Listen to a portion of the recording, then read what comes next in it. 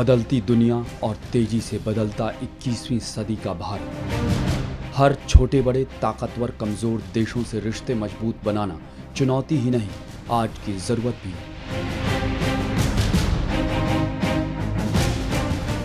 आधुनिक भारतीय राजनीति के शिखर पुरुष अटल बिहारी वाजपेयी और लौह पुरुष लाल कृष्ण आडवाणी ने जरूरत को समझा। इसी कड़ी में एक अहम दोस्त के रूप में उभरा भूमध्य सागर के पूर्वी तट पर बसा एक छोटा सा देश इजराइल।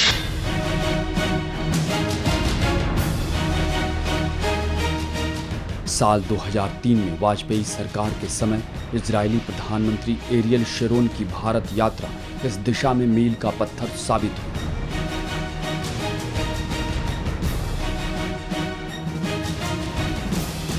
करगिल हो या मुंबई पर 26/11 का आतंकी हमला, इजराइल हमेशा भारत के साथ खड़ा रहा। आज दोनों ही मुल्क कमोबेश एक जैसे खतरे का सामना कर रहे हैं। आतंकवाद और सीमाई सुरक्षा दोनों के लिए अहम मसला है। इसी मकसद से सद्भावना यात्रा के तहत भारतीय जनता पार्टी के अध्यक्ष नितिन गडकरी ने एक प्रतिनिधिमंडल के साथ आधिकारिक विदेश दौरे की शुरुआत इजराइल से की, जिससे भारत और इजराइल के संबंधों को एक और आयाम मिला।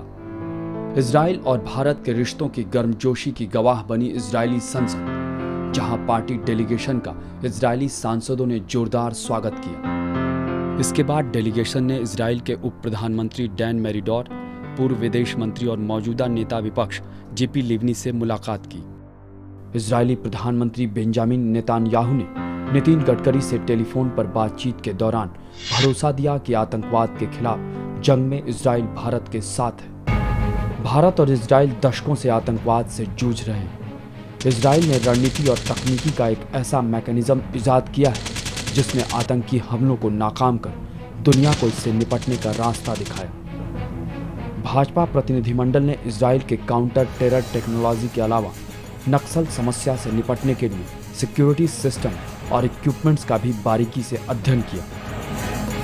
भारतीय सीमाओं की सुरक्षा और दुश्मनों पर नजर रखने वाले अवॉक्स रडार देने हो या फिर अनमैन्ड प्लेन, इजराइल ने भारत को हर तरह की मदद दी है। होमलैंड सिक्योरिटी के मामले में पूरी दुनिया इजराइल का लोहा मानती है।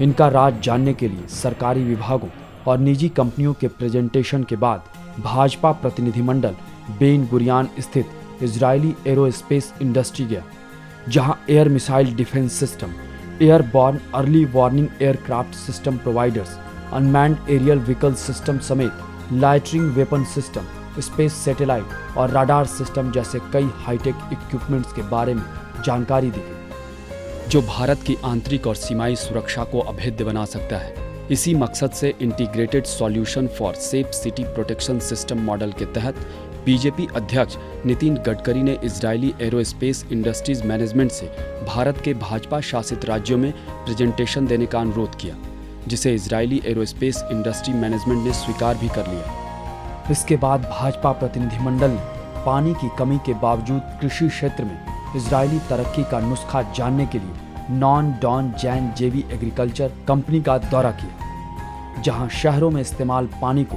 रिसाइकिल कर सिंचाई के अलावा ड्रिप इरिगेशन के जरिए कम पानी से फलों और सब्जियों को सींचने का तरीका बताया गया। उन्नत हाइब्रिड बीजों से कई गुना ज्यादा पैदावार के अलावा एक्वाकल्चर के क्षेत्र में भी इजराइल ने कामयाबी पाई है। मछली पालन के लिए यहाँ ऐसी कृत्रिम झीलें हैं जहाँ पानी के तापमान को मछलियों के प्रजनन के जरूरत के मुताबिक नियंत्रित किया जाता है।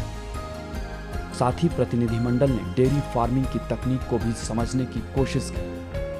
यहाँ इजराइल के एक बड़े व्यवसायी मॉडरेची जिसर आंध्र प्रदेश में एक डेयरी फार्म का प्रोजेक्ट लगा रहे, जिसके तहत इजरायली तकनीक से भारतीय गायों को इजरायली और ऑस्ट्रेलियन बुल्स के स्पर्म को इंसेमिनेट किया जाएगा, जिससे पैदा गायें 30 से 32 लीटर तक दूध दे सकेंगी। नैनो टेक्नोलॉजी हो या बायोटेक्नोलॉजी या फिर फार्मास्यूटिकल्स, इन क्षेत्रों में भारत और इजराइल के बीच आपसी सहयोग अहम साबित हो सकता है।